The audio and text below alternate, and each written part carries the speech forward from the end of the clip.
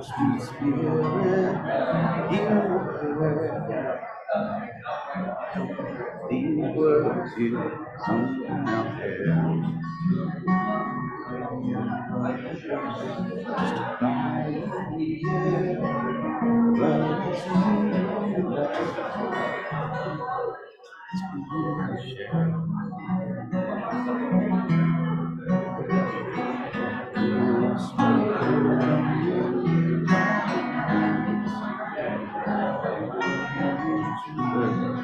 History of life. It's great, divine, but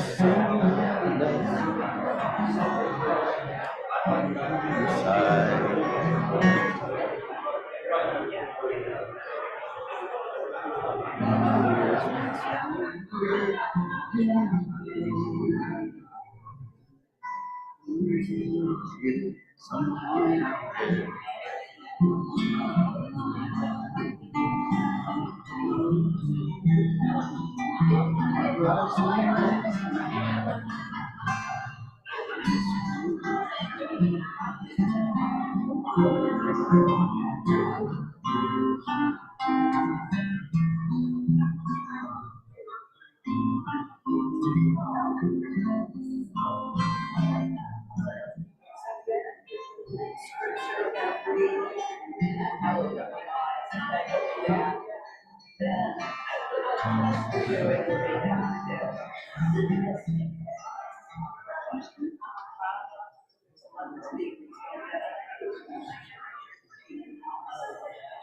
see the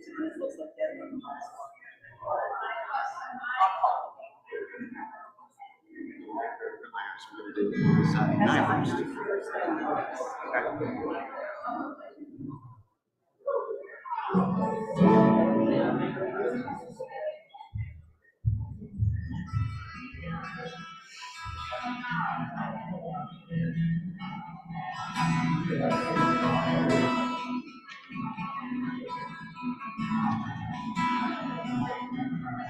Now traffic in Columbus.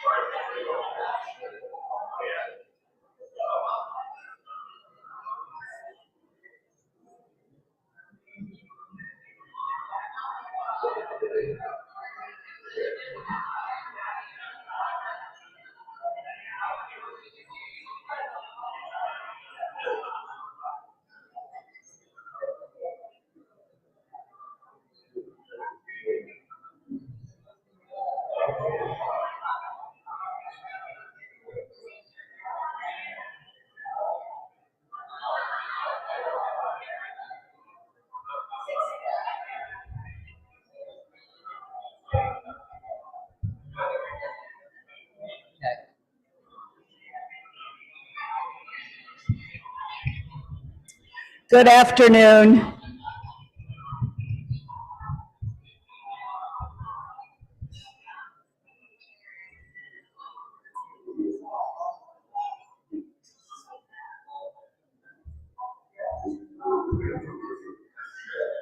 We gather as a community with broken hearts.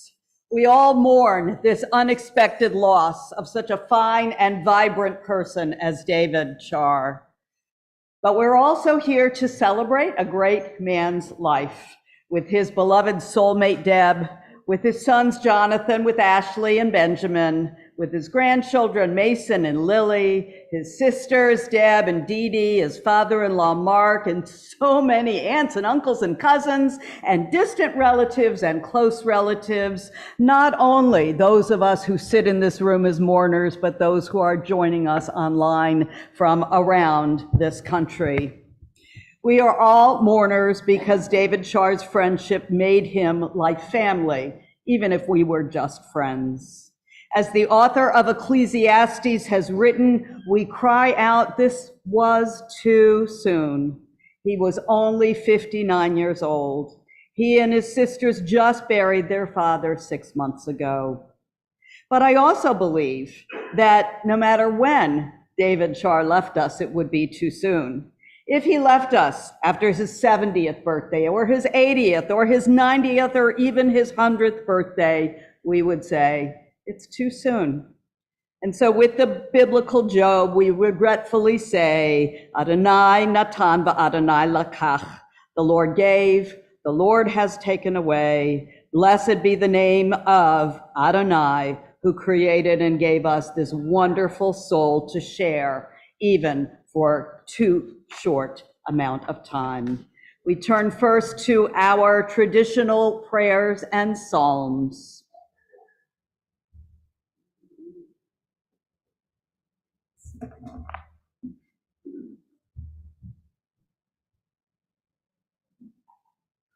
Adonai ro'i lo echsar. Adonai is my shepherd and I shall not want, says Psalm 23. God makes me to lie down in green pastures, leads me beside still waters, and restores my soul. God, you lead me in the right paths for the sake of your name.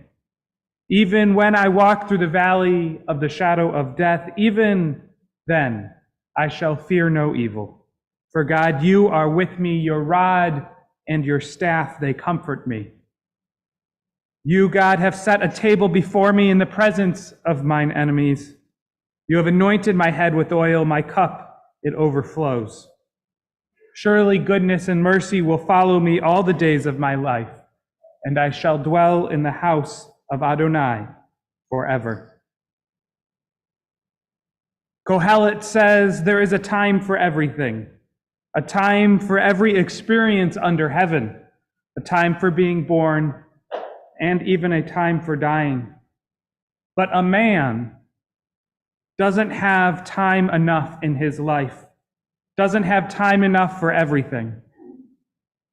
He doesn't have time to see seasons enough or have a season that has every purpose.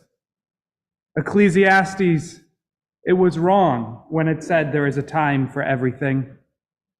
A man needs to love and to hate at the same moment, to laugh and to cry with the same eyes, with the same hands to throw stones and to gather them, to make love and in war and war in love.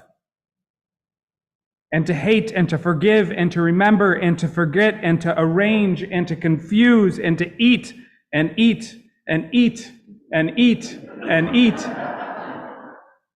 and to digest what history takes years and years to do. A man doesn't have time. When he loses, he seeks. When he finds, he forgets. When he forgets, he loves. When he loves, he begins to forget. And his soul is seasoned.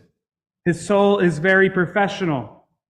Only his body remains forever an amateur.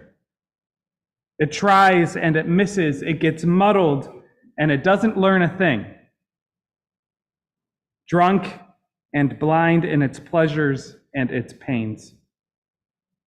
A man, he will die as figs die in autumn, shriveled and full of sweet, the leaves growing dry on the ground, bare branches pointing to the place where there is a time for everything. There is a time for everything, a time for every experience under heaven, a time for being born, and a time for dying. And so we turn to the words of Psalm 121, Shir Lamalot Esa'enai El Heharim, Me'ayin Yavo Ezri, Ezri Mehim Hashem, Oseh Shamayim Va'aretz. I turn my eyes to the mountains. From where will my help come from? My help comes from Adonai, our God, maker of heaven and earth. God will not let your foot give way. Your guardian will not slumber. The guardian of all Israel neither slumbers nor sleeps. Adonai is your guardian. Adonai is your protector at your right hand. By day the sun will not strike you, nor the moon by night. Adonai will guard you from all harm. God will guard you from your life, and Adonai will guard you from your going and your coming. Me'ata ve'ad olam, from now and through forever.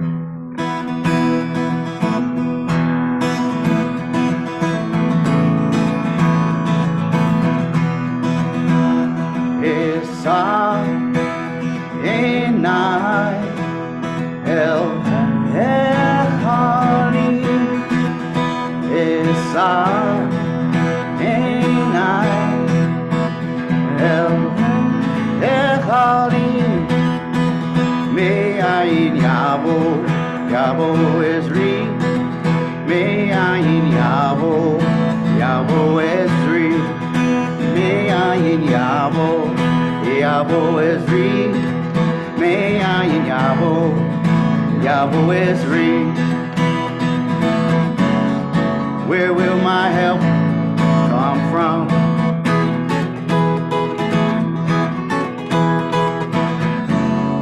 Where will my help come from?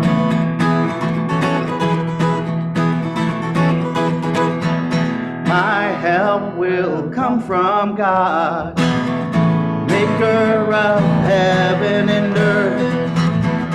My help will come from God, maker of heaven and earth. Esa'enai El Heharim. I turn my eyes to the mountains. Esa'enai El Heharim. And where will my help come from?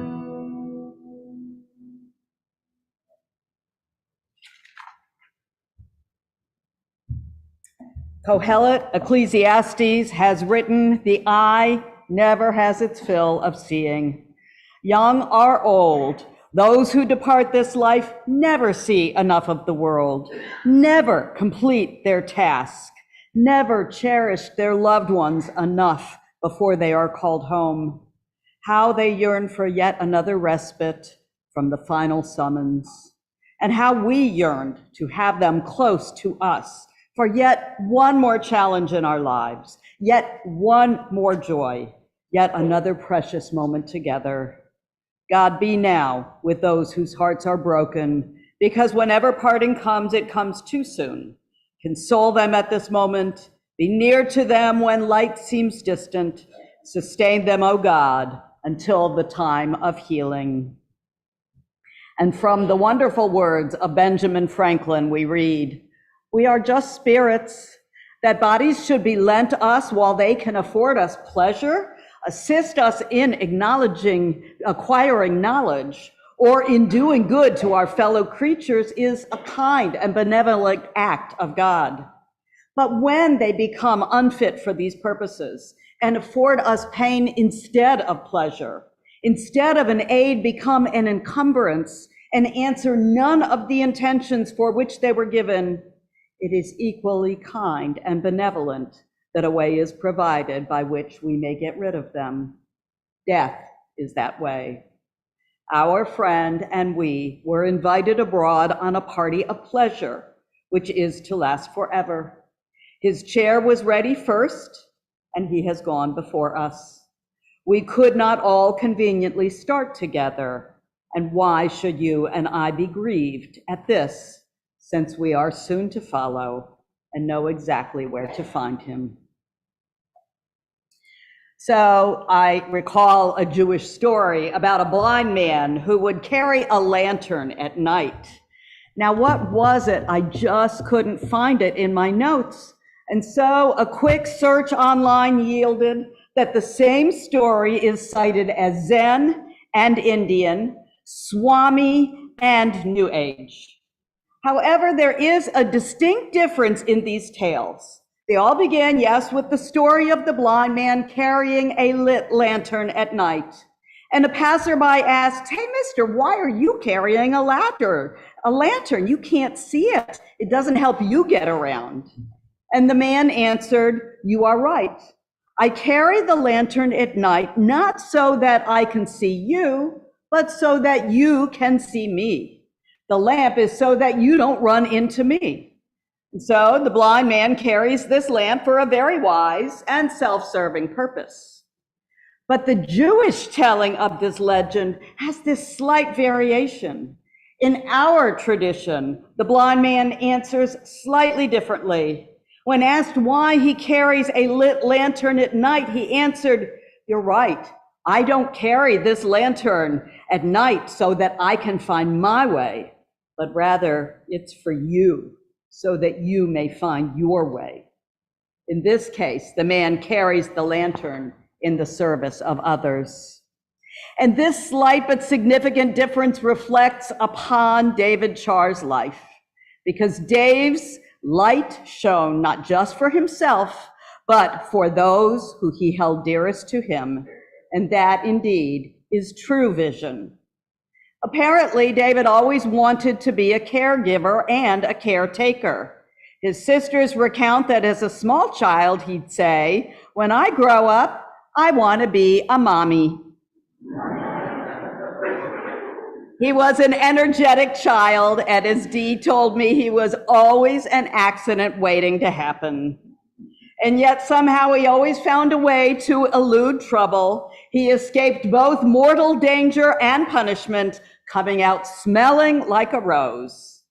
As a youth, he was a wrestler, a musician, an actor, a singer, and apparently he spent lots of time in the bathroom making sure his hair was just so.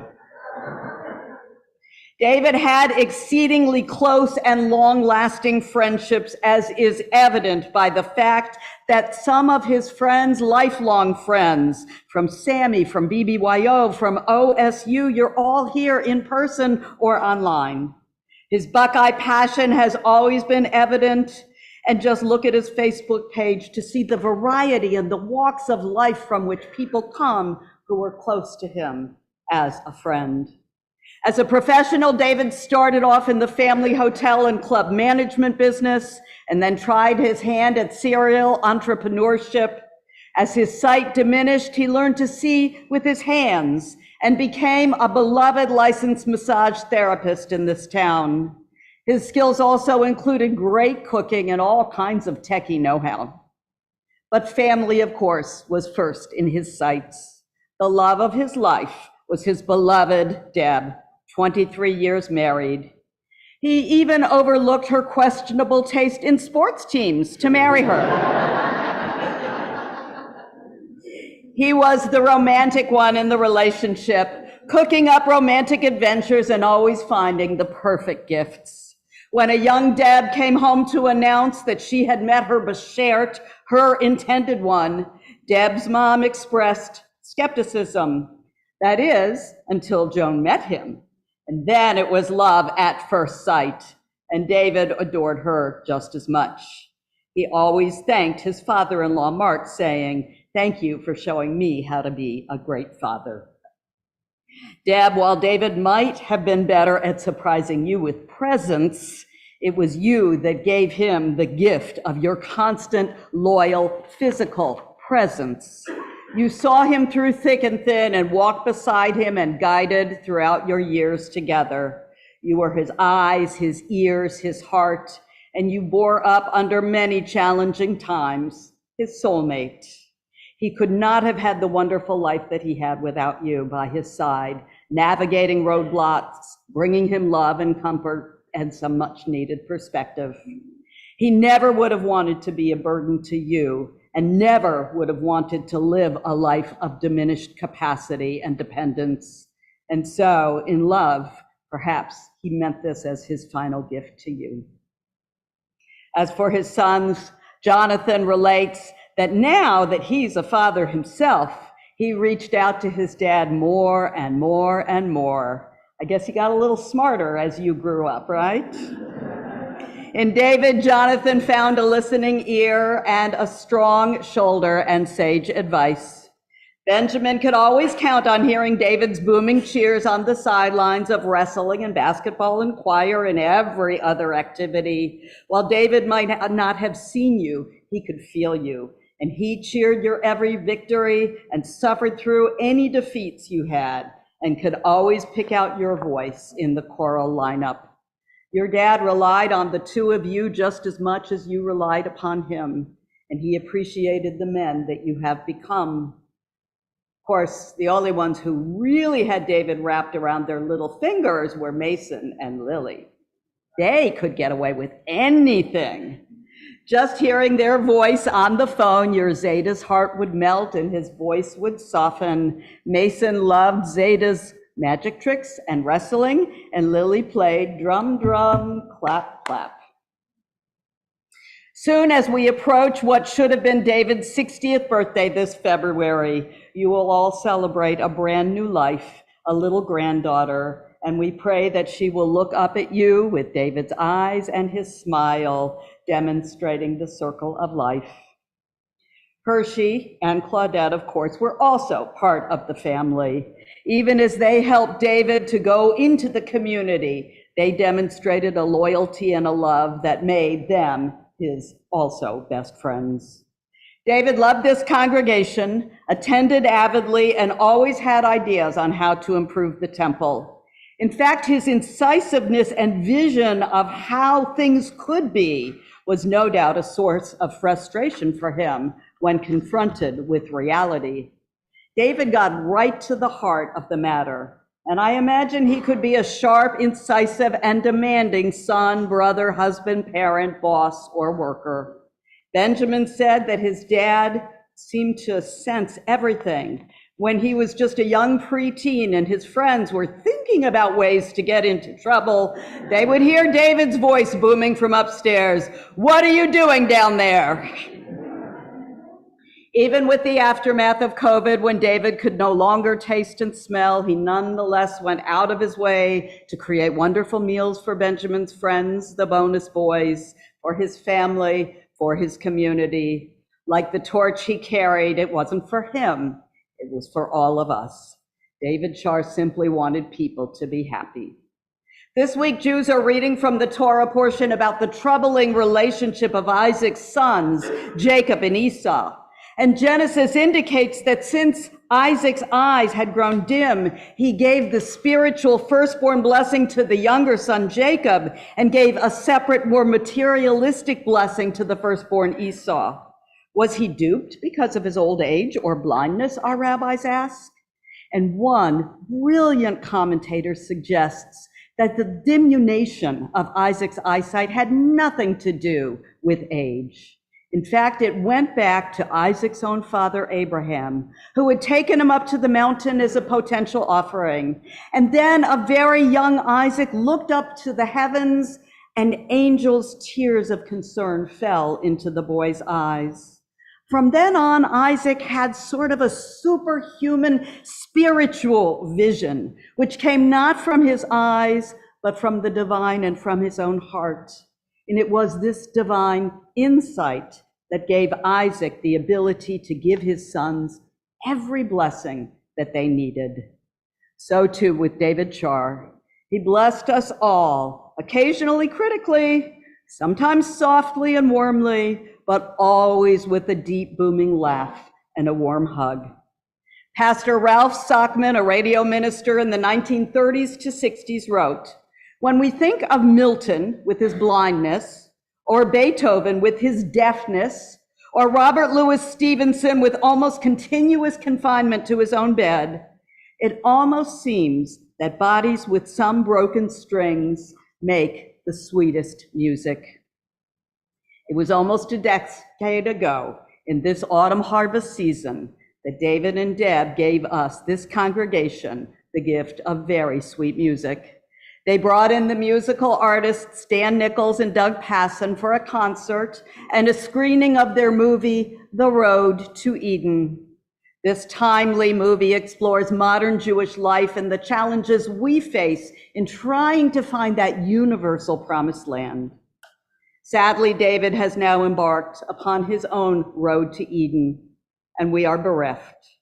But we take comfort in the hope that he is met by the many congregants and friends whom we have so recently lost, and especially his beloved Hershey, who bound up to him, knocked him over, gave him a good tussle and endless kisses.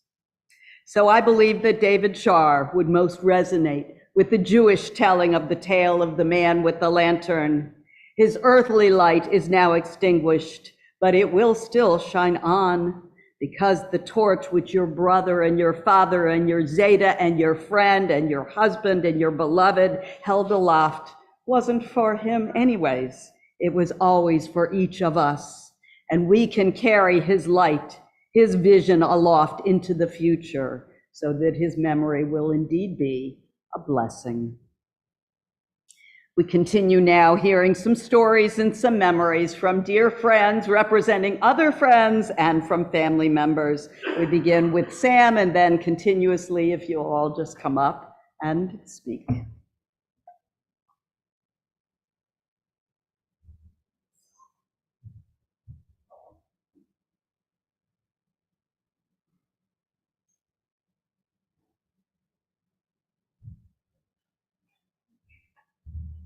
Hello, everyone. I am speaking on behalf of Uncle Sherman and Aunt Joan. The last time we saw David was this summer at Jonathan and Ashley's wedding. We are still reeling from shock. We always picture him showing us his scar from falling on a bottle with the babysitter on our wedding day. It grew bigger as he did. Our fault he wasn't invited, even if he was only about 3 years old. We forgave him for our wedding party disappearing to the hospital. Aunt Joan taught him to dress and tie his shoes, but when he went home, he conveniently forgot to tell his mom he knew how, so she would keep doing it until Aunt Joan ratted him out. And we will never forget about those awesome messages. This has not been a good year for the Chars. May our future ones be better, and may David's name be a blessing. With much love, Aunt Joan and Uncle Sherman.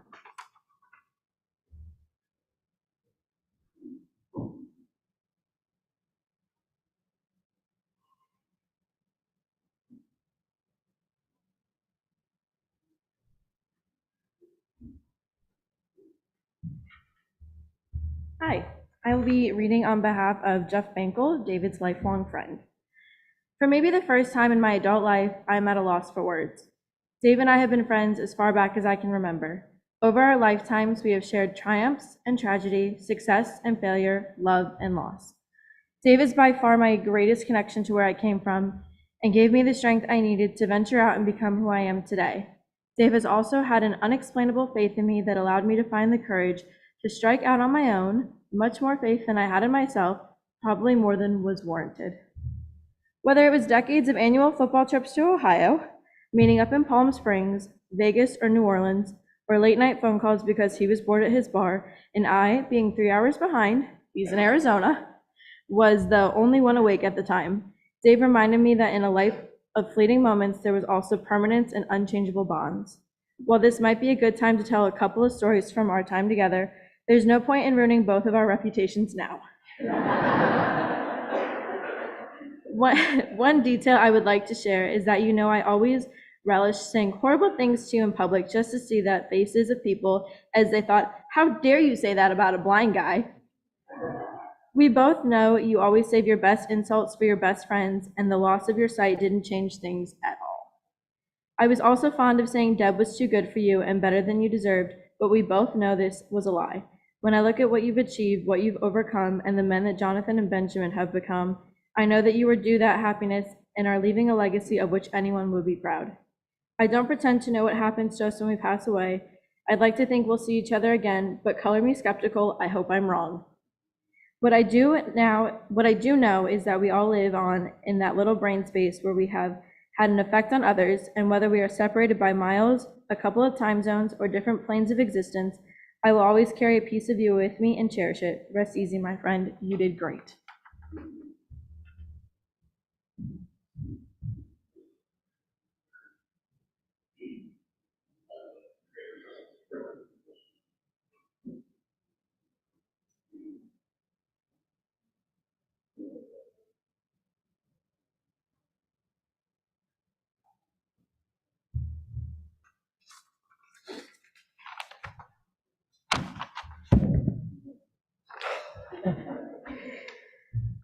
I'm Dan. Deb's sister Naomi is my wife, and these are two of my kids, Josephine and Amelia. Deb first told me about David in 1999, rather early in their relationship, when they sort of crashed a Thanksgiving family get-together at her grandmother Umi's. But it wasn't until shortly after I got engaged to Naomi in 2002 that I actually met David. I stayed overnight with David and Deb during my drive from Massachusetts to Wisconsin, where I was moving in with Naomi. I grew up with two brothers, and I was excited for another brother, and I think David was also excited to have another brother. The family that I married into didn't make a particular fuss with in-law terminology. A son-in-law was a son, a brother-in-law was a brother. I remember a family vacation back in 2005, I think. David and I were both up very early one morning, and he wandered downstairs carrying a young Benjamin. Before I knew what happened, David tripped and fell to the floor. I don't think he even tried to break his fall. He just protected Benjamin, and to hell with the consequences to his own body. He loved that boy, both of his boys. Sometimes it seemed like David just couldn't catch a break. I won't really go into it here, except to say that during the last 3 weeks of his life, with medical complication after complication, he sure didn't catch a break then. But somewhere over 20 years ago, he did catch a break, a big break. He got me as his brother-in-law. No, I'm obviously talking about Deb. In my estimation, David and Deb had a very good marriage, a loving partnership, seeing eye to eye on many things in life. They both caught a big break. David had a big heart, and it was filled with love. Love for Deb, for Benjamin and Jonathan and Ashley and their kids, and for so many people here today. He had a resonant voice and a deep laugh that I will miss. I love and miss my brother David.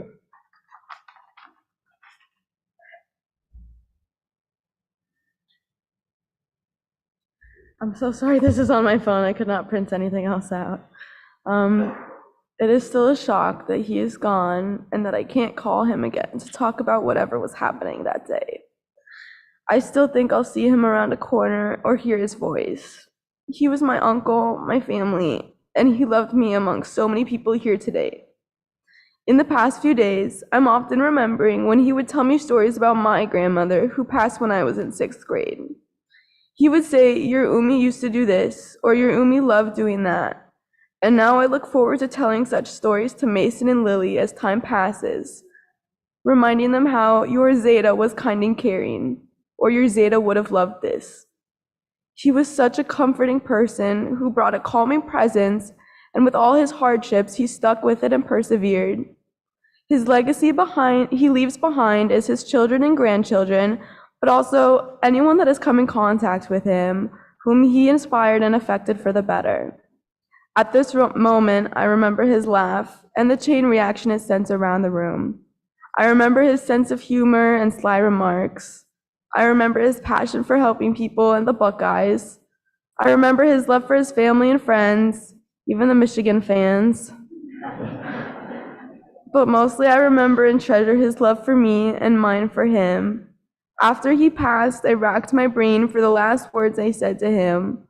And I realized that it was from the last call in which we talked a few days before it happened.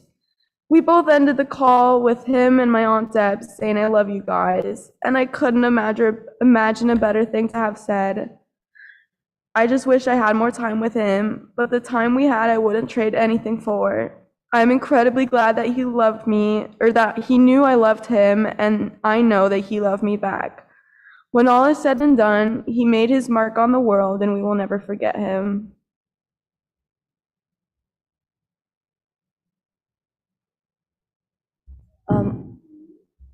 My name is Amelia, and my uncle was, Uncle David. Also, I just want to say my pronouns are they, them, theirs. So not quite a niece out like his sister-in-law's child. Okay.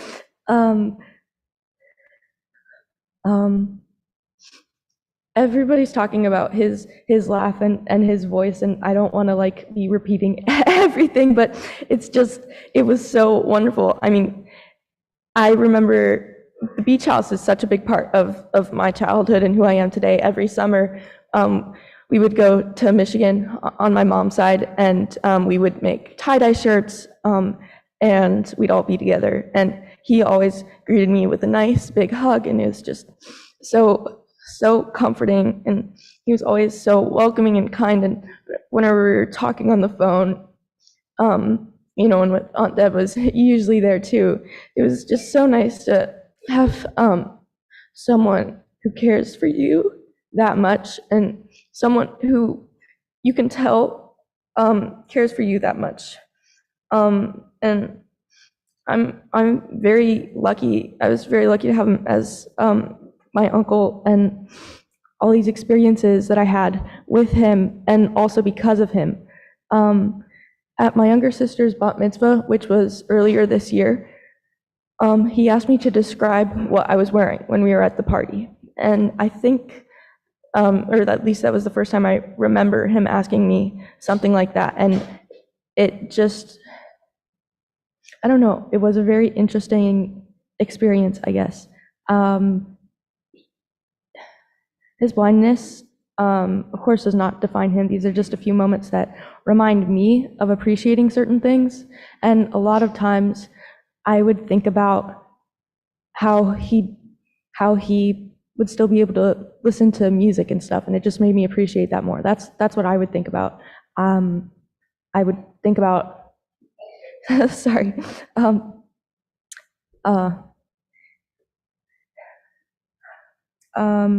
okay, I looked up an article about him because I love Googling my family members. I don't know, but this was it was Dayton Daily News. I don't know what exactly the article is, but they wrote something that he said. So this is something that he said.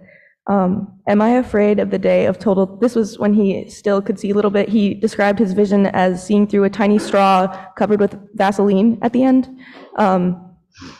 So he said, "Am I afraid of the day of total darkness?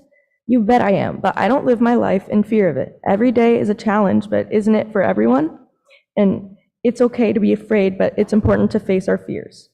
Find others who face similar challenges. It will help you not feel so alone.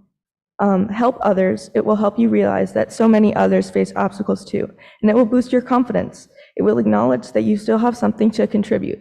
And I just thought that it just reminded me of how amazing he is and his positive view on life with all that was happening with COVID and losing these two other senses and falling and all these surgeries and all this stuff happening in like the last month. He just persevered, and my uncle has always been so inspiring, just pushing through and like really reminding me that anything is possible and making me just appreciate life that much more. Yeah, that's there's when he was in the hospital and recovering and stuff, I was going to send him a card, or at least like text Aunt Deb a picture so that she could like read it to him. But instead, I made a little video, and I will play it. I don't know how it's if it's gonna play well with the microphone. So hopefully it does. So okay. This is okay. Oh wait. Okay. This is okay. All right. Sorry. Oh wait. I'm sorry. Dear Uncle David, I hope you feel better, and I hope you like this song instead of a letter. You're super duper awesome, and you're really super strong. You sure are a trooper. You've been one all along. You're my favorite uncle on my mom's side, although you're the only one, so I guess that's implied. I hope this makes you laugh or even just smile, and I wish I could visit. It's been a while. Oh, only 4 months, but it feels like a long time. I love and miss you guys, and I hope you like my rhyme. And I hope you feel better, Uncle David. Get well soon. Love you and miss you. Bye. Anyway, I'm really glad that I got to send him that, and he texted back, "Thank you so much, Amelia. That was wonderful, and just what I need. Love you much." And I'm just so happy I got to have that experience with him before he passed away. So. Yeah, as we all know, he was an amazing man, and will carry memories and pass forward stories, and I'm so grateful to have him as my family member.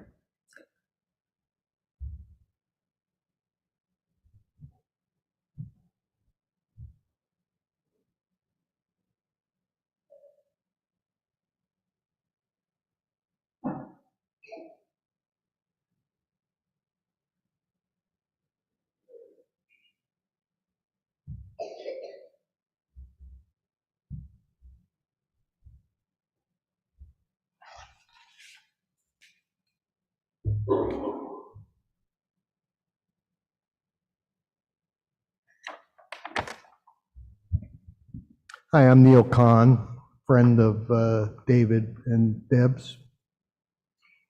David and I were unlikely friends.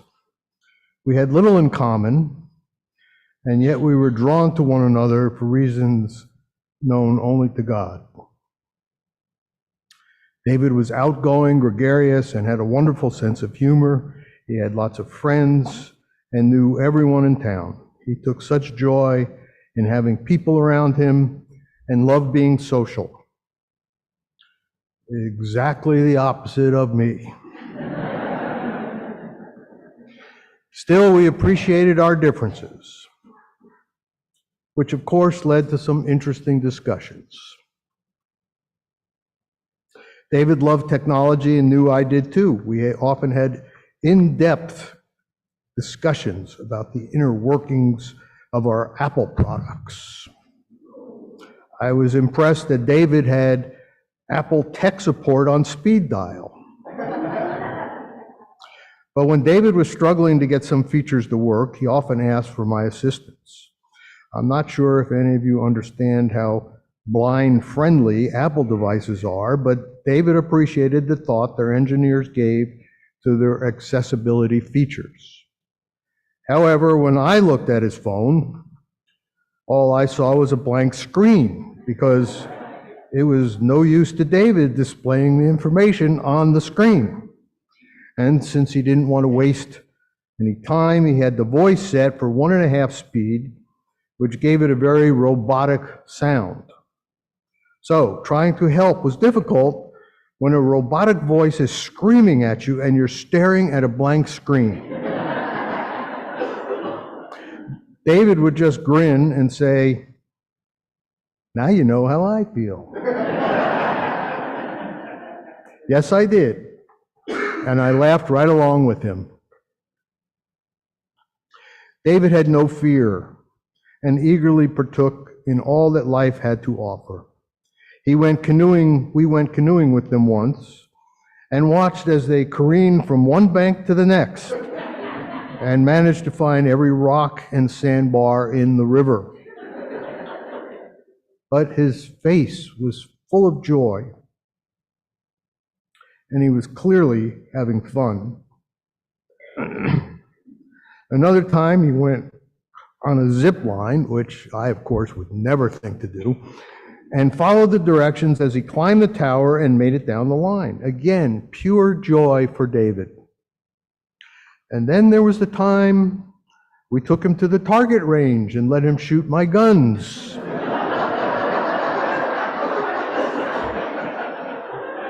We were so nervous, but he followed our instructions, pointed the gun downrange, and fired away. And he was so thrilled to find out he had hit the target.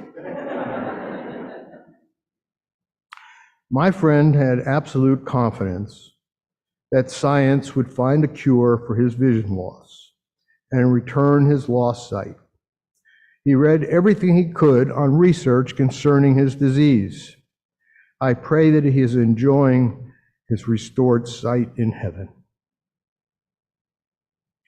David was extremely fortunate to have his loving wife, Deb, who was an extraordinary helpmate to David. He frequently told me how grateful he was to have her in his life and that he didn't think he would be able to handle his sight loss without her help. He felt so lucky to have her as his wife and the mother of their children. And as the rabbi pointed out, he also frequently mentioned Deb's father, Mark, whom he credited with teaching him how to be a father. I would be remiss if I didn't mention David's seeing eye dogs. He was so thrilled when Hershey came into his life and gave him newfound freedoms. We were all devastated when Hershey passed away shortly after he retired. But then Claudette entered his life and took on the role of his eyes, and he once again could get around on his own. The relationship that David had with his dogs was inspiring, and another thing I looked up to him for.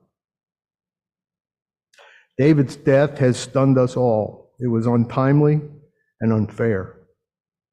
David was an extraordinary human being whom we all desperately miss. I will miss my friend. Rest in peace, David.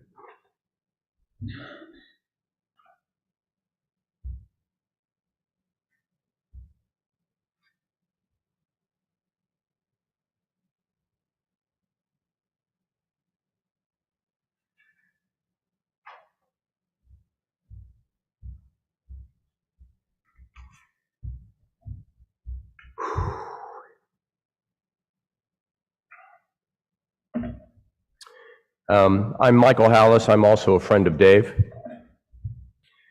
Dave and I knew each other for over 40 years, We met as fraternity brothers in the Sammy House at The Ohio State University. As a newcomer to the Dayton area, I didn't really know Dave too well, and as he had his circle of friends, many of whom are here. But he seemed like the typical, tough, cocky college kid, and he was. But beneath that, even back then, Dave was a kind soul. If you were in trouble, he did what he could do to get you out. Unless, of course, you were hungover, then he'd tell you to just suck it up. Or he'd make you start drinking again. I really don't remember. No, I really don't remember. We would often joke that we don't talk too much about our college days because we have way too much dirt on each other. And thinking about it, it's really not a joke, it's the truth. Dave always had a passion for food, as was apparent by his involvement with anything food related here at TBO, and he loved being one of the brisketeers. But even before that, as was mentioned, he was in the restaurant and bar business. He owned a place called The Oaks over on Bigger Road, and it was kind of a dive bar that had amazing food, surprisingly amazing. He took a lot of pride in those burgers and sandwiches, and he was always tweaking and adjusting recipes and sauces, and he would constantly change the menu because he said, if you can't do it right, don't do it. He also took pride in the entertainment there and tried to promote local bands. I remember one night I was there with my brother to see a band called the Hathaways. The Hathaways were a staple at the Oaks. They had a group of female backup singers, and for whatever reason, they had sat out a couple of songs, and from the back in the room, you could hear Dave going, "Hey, what happened to the Hathawenches?" He coined a nickname that, to my knowledge, is still used today. Enter Deb.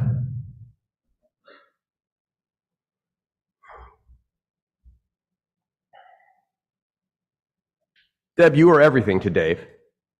His support system, his best friend, and his partner in life. I never heard him say anything bad about you. And that's quite an accomplishment because, as we all know, Dave spoke his mind and was not afraid to do so. Dave was crazy in love with you. When I say crazy, I mean crazy. As was mentioned, Dave bleeds scarlet and gray, and Deb bleeds maize and blue. And I asked him how he could marry someone from that state up north. And he simply replied, "Love is blind." He took his glasses off and pointed to his eyes.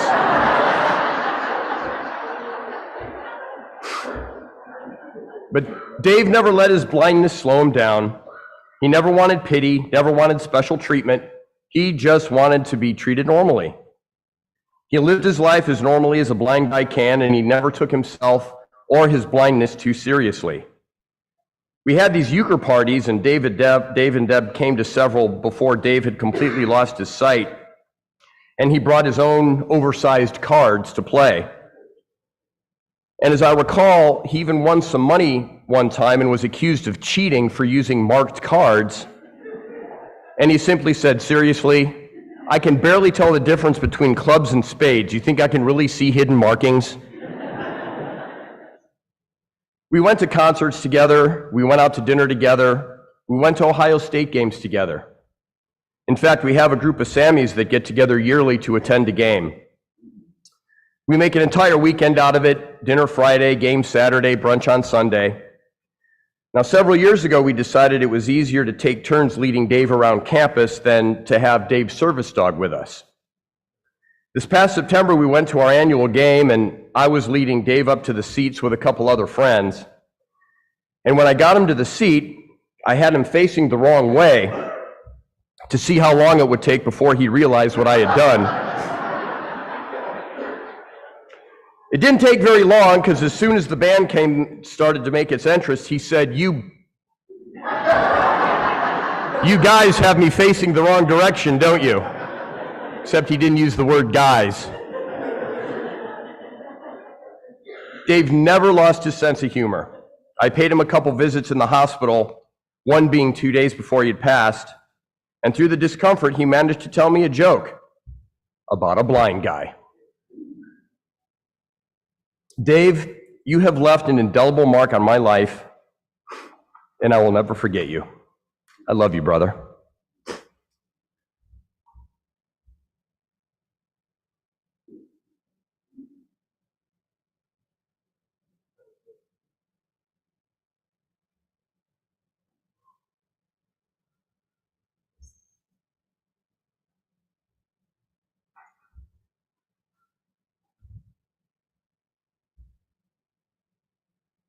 My name is Mark Chesler. I'm Deborah's father, David's father-in-law. I appreciate the opportunity to share some thoughts and feelings with you about David and the life and our departed Joan and I shared with him. David loved many people, and many loved him in return. His blindness didn't prevent him from being in this world, and indeed from seeing things the rest of us often missed. Long ago, David asked Joan and I permission to ask for Deborah's hand in marriage, a courtesy I was unaccustomed to. By the way, Dan Sidney did the same thing with regard to Naomi. I mean, I am sure these guys talked to our daughters first, but that was never clear. And so Joan and I were blessed with two loving sons to add to our own and our daughters' lives. One of the first stories we heard about David involved his driving a truck full of Deborah's household goods to her first new house. David, who could barely see by then, drove, and Deborah, who couldn't drive a stick shift, sat on the hood and gave directions.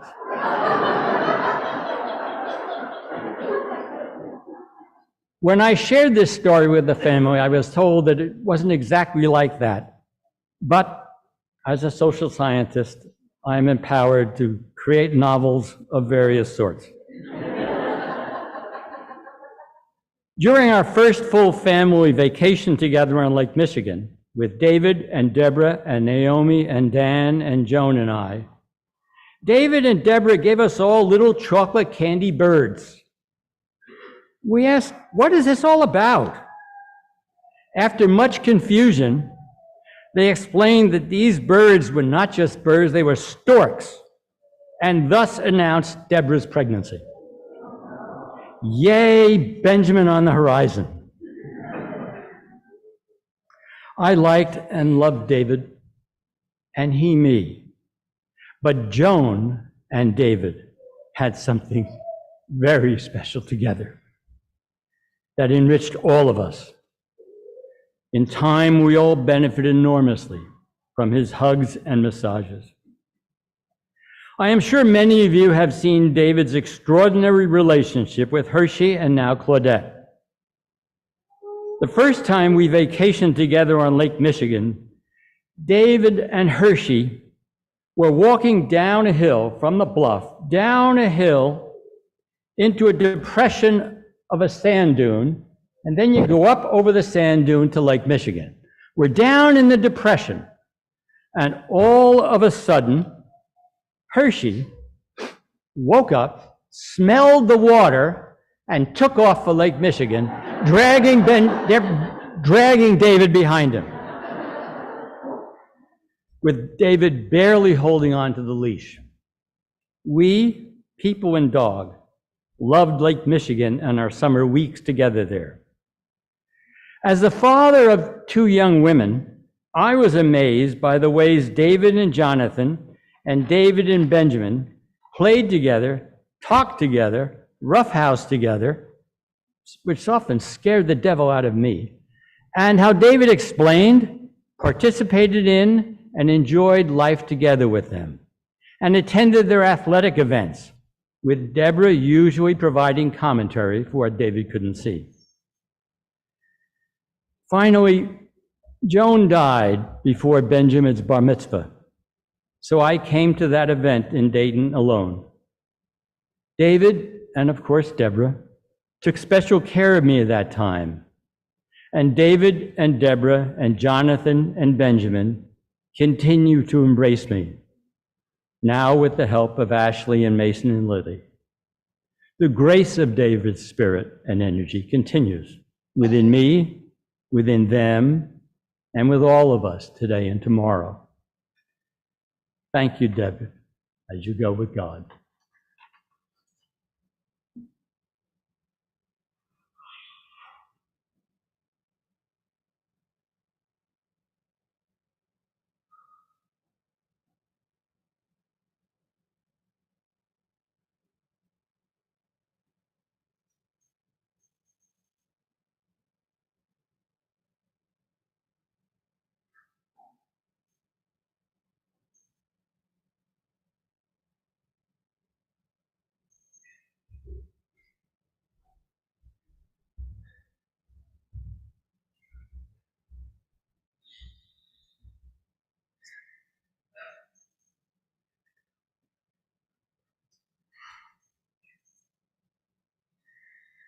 Thank you all, for all of you that are here. Seeing all the different faces from all the different times brings a memory of how loved he was and how loving he was. Seeing different eras from the time at the bar with all the beach parties, all the way through the most recent moments now. You guys all knew him as a son, a father, a son, a brother, a friend. To us, he had a special title. Think back of memories as a kid and hanging out and playing video games and drinking root beer and going back to my mom and telling her that we had Guys Day and had so much fun. And Saturdays we would watch whatever Ohio State sport was on that season. And Sundays we'd just kind of figure it out. I remember that loud voice always cheering us on, always there to support us no matter what we were doing. And you could always pick it out from a crowd, no matter how big.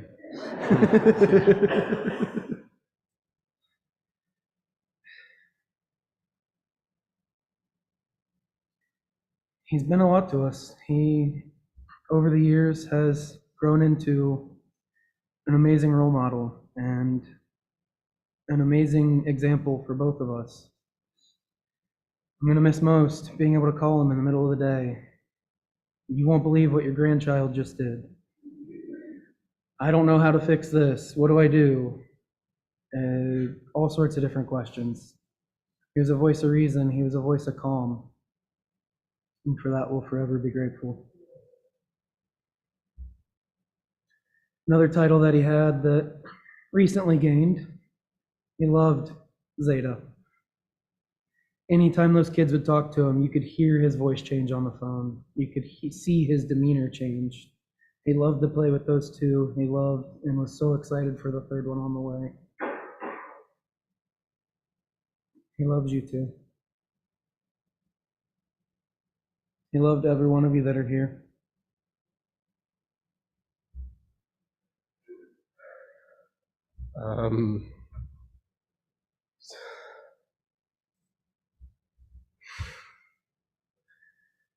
Dad liked to be there, whether that was at games or at sports events or just with friends. And as I grew up, I liked to host people at my house and like to have my friends over, whether that was people from TBO or that was my friend group from school. And the thing that he loved the greatest was that everyone came in and everyone said hi to him, and everyone knew that if you came to the house, you went and talked to him first, and no one ever skipped that. And that was something that he loved a lot. And he loved to be able to talk with people and loved to know everything they're doing. And I just, same with calling, especially with college, much to my mother's maybe annoyance, I never called her. It was always calling Dad and then saying hi to Mom on the phone. He just loved to be there and he cared. And that's what he wants to pass on, is to be able to care for everyone else and make sure everyone else has what they need and does what they do for others.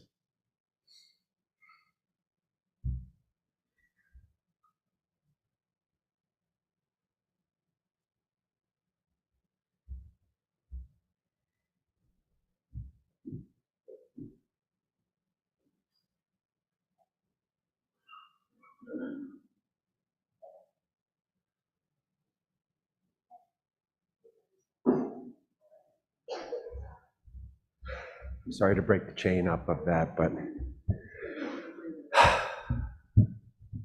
I don't have anything formal really to say and wrote it out. I'm going to speak from my heart. What did I do with that? I do have one thing. One of the greatest things to be a Jewish male or even female is to be called a mensch. The definition of a mensch is a person of integrity, morality, dignity, with a sense of what is right and responsible. To be a mensch is to be supportive, to be a friend, to be calm in troubled times. Does that explain David, Lawrence Char, or what? As a Jew, you would only hope at your funeral that people would bring that word up because it is one of the greatest words you could be attributed to.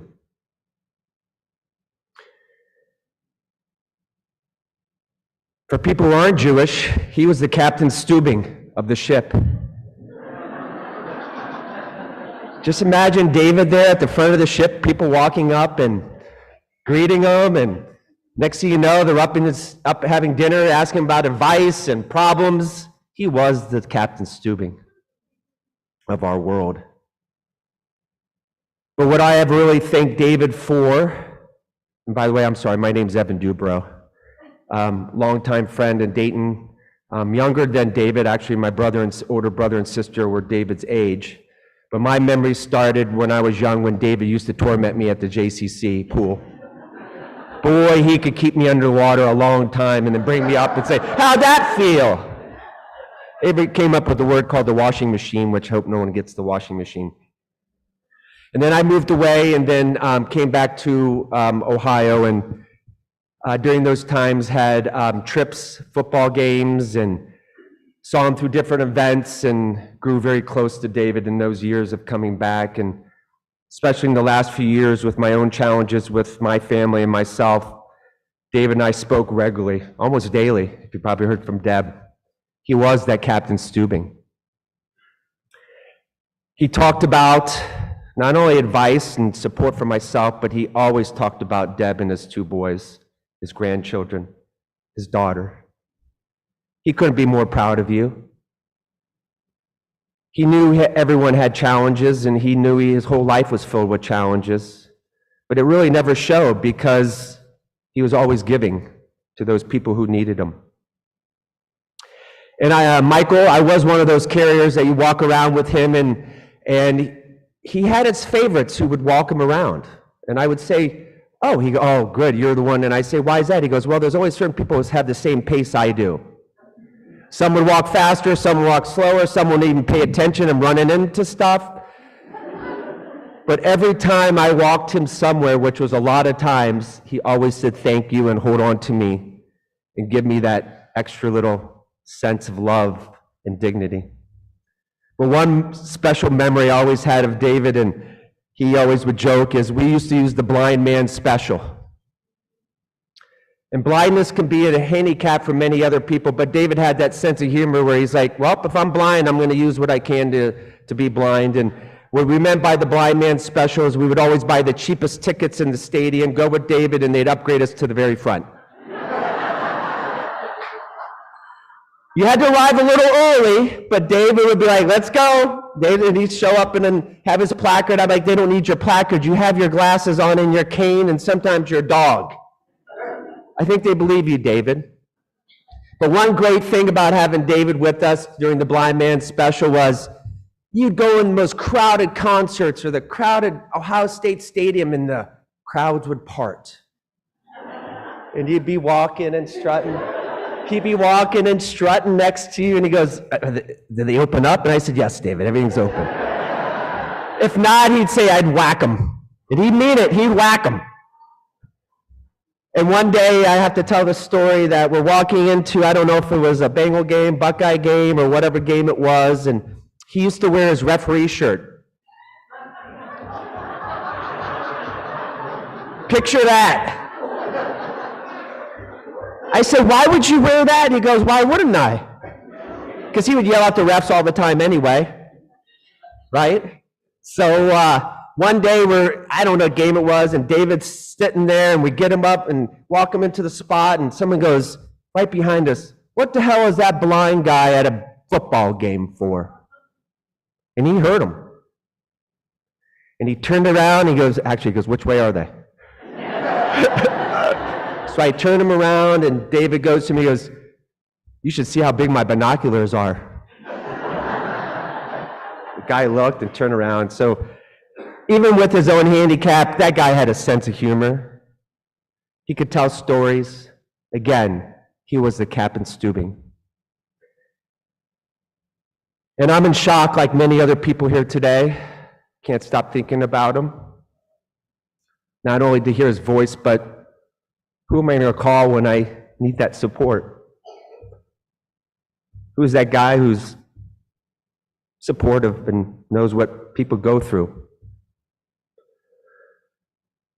I'll always remember Dave and love him. We'll see each other again one day.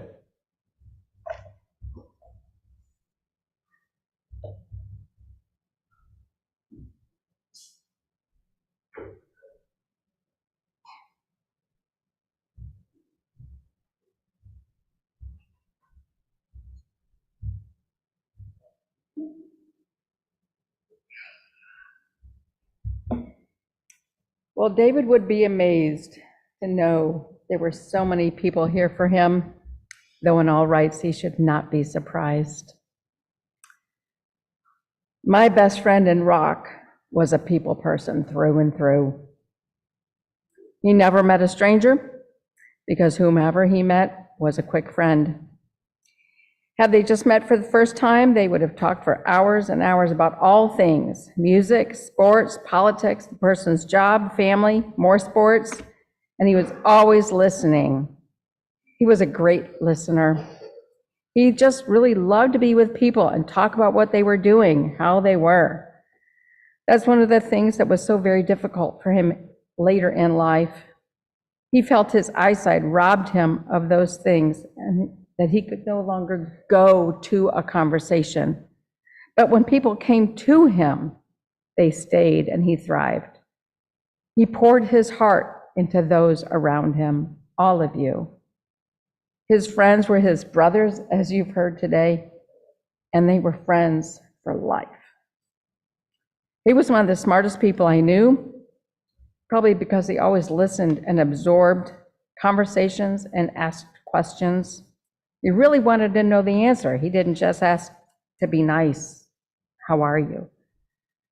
And he had an amazing knowledge of trivia, and I often told him he could make a lot of money on Jeopardy. He always had that answer. He loved adventure and travel, and before we met, he went bungee jumping and jumped out of a not so perfectly good plane. He was blessed to take 4-year-old Jonathan on a cruise to St. Lucia. We spent 2 weeks in New Zealand for our honeymoon. We took Jonathan to New York City. We spent a week in New York City while Benjamin was on the other side of Central Park with my parents. We went to Israel for a week. We went to many, many, many concerts in town and out of town, including an amazing 3 days in Central California to see 6 classic rock artists. And we saw Elton John a number of times, including in Tel Aviv. He loved music and comedy. He was an incredible romantic, sweet and sensitive. He would make a wonderful dinner, light some candles, turn down the lights, just to have me say, "Can we turn the lights up? I can't see my food." And he would reply, "You sighted people, so needy."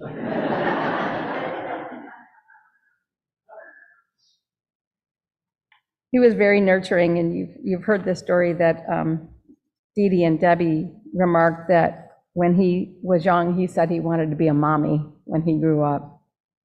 He did a pretty good job. He was a fighter, and he had a lot of medical issues, as you've heard, to fight through during his lifetime. And we found many ways to help him enjoy many of things he wanted to do, but he had difficulty with. because of his waning sight. For instance, we devised a numeric code so that I could explain to him where kids were on the basketball court, so he could follow the game and cheer on Benjamin and his friends. We did the similar things at the track meet, not as much so he could know where they were, but know when to yell for each and every one of them. He just worked really hard to be engaged in all our lives because that's what he wanted. He wanted to be engaged. He wanted to be with people, and that's who he was. People have told me recently some of the things that they knew and felt about David. He was known as the baby whisperer, which is absolutely true. Just ask some of the parents in this room. Crying babies were quickly soothed with his sense of calm and peace. They rarely saw him down, and he always had something to look forward to because he was interested in things and wanted to do things, and we did them.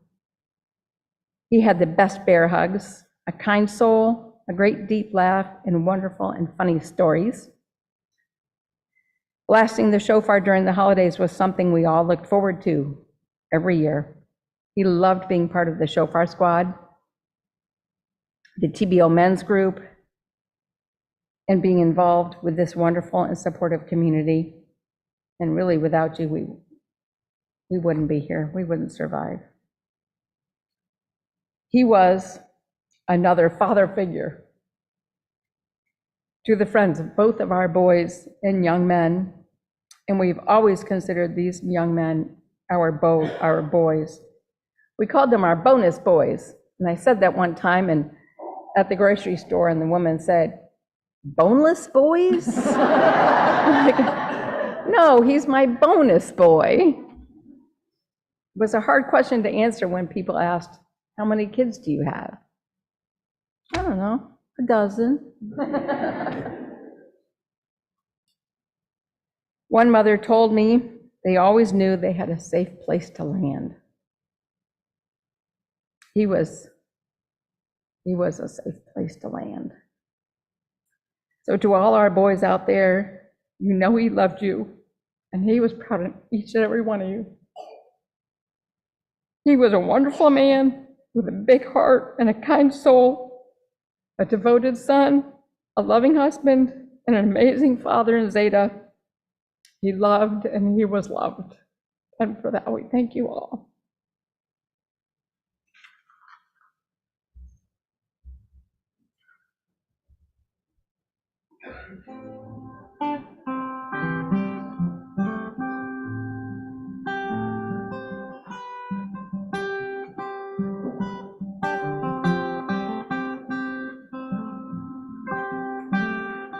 Oh, sweet Spirit, hear my prayer. Help these words heal someone out there. I am but a voice, just a cry in the air, but I sing nonetheless in this pain we share. Oh, sweet friends, come and dry your eyes and hold each other with this tree of life. I'm angry and I'm tired of the great divide, but I sing nonetheless with love on our side. Oh, sweet souls who feel broken now, who heal each other somewhere, somehow. Time and again we have been let down, but we sing nonetheless, still whole and so proud. Oh, sweet Spirit, hear my prayer. Help these words heal someone out there.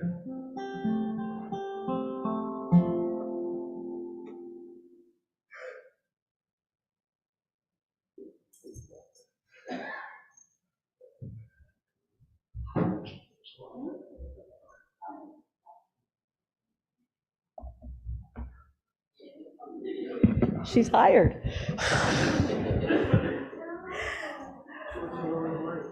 Here, baby, do you want to say something?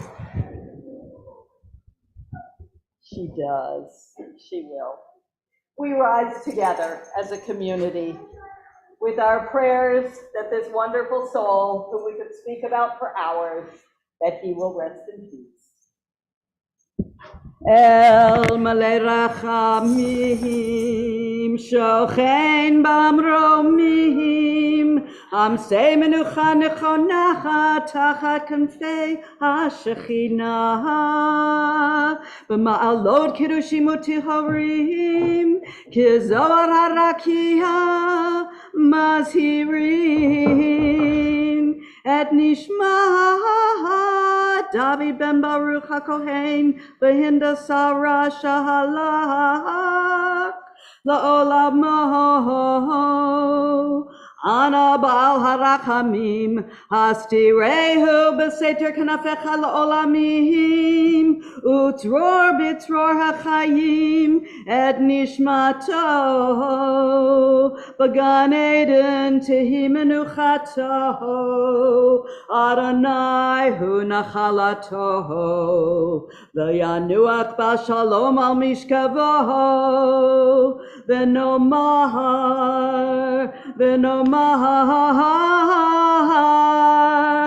Amen.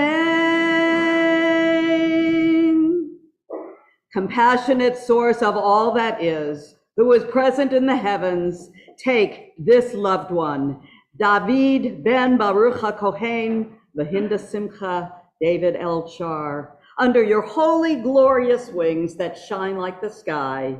In the name of his soul, who has come into your care, we pray.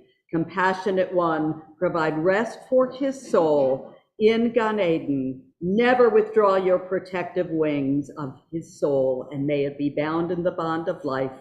Adonai, God, is his everlasting inheritance and peaceful resting place. And we say amen. We continue now with our first Kaddish prayer, which we will again repeat at the cemetery, but we pray and give thanks to God who gave us this wonderful life. Yitkadal v'yitkadash shamei rabbah, v'alma divrach hirute v'yamlich malchute, v'chayechonu v'yomechonu v'chaye dechol beit Yisrael, v'agala uvizman kariv imru, amen. Yehei Shamei Rabo Mevarach Leolam Ulal Me'al Maya. Yitbarach v'yishtabach v'yitpoar v'yitromam v'yitnaseh v'yithadar v'yitaleh v'yithalal Shemei D'Kodesha Berichu La'ela Min Kol Birchata V'Shirata Tushbachata V'Nechemata Da'amiran B'Alma V'Imru Amen. Yehei Shalom Rabba Min Shamaya V'chayim aleinu v'al kol Yisrael v'imru amen. Osei shalom b'mramav, hu ya'aseh shalom aleinu v'al kol Yisrael v'imru amen. Please be seated briefly. We will, from this room, proceed. Those who are going to the cemetery, we will proceed from Temple Beth Or out to David's Cemetery. The family will return here following that service, and we will have a meal of condolence for people to share thoughts and memories and prayers. Then there will be a Shiva, a small memorial service at the house tonight at 6:30. Friday, we will be meeting here as a congregation, Saturday and Sunday at 6:30 p.m. And finally, taps is the bugle call, which is played at all military funerals and memorial services. But the Jewish people have a different kind of taps. We have the blow of the shofar, on which David was so proficient. For many years, including this year, he would usher in the new year with our shofar squad and the sound of the shofars. Just days before he died, David said that he was happy that he had his heart repaired, because now he knew that he could finally sound the Tihia Gadolah longer than you guys. And so for him and in his memory, we bid farewell to David on the next steps of his journey to the sound of our Jewish taps. Tekiah, Teruah, Shavarim, Tekiah Gedolah.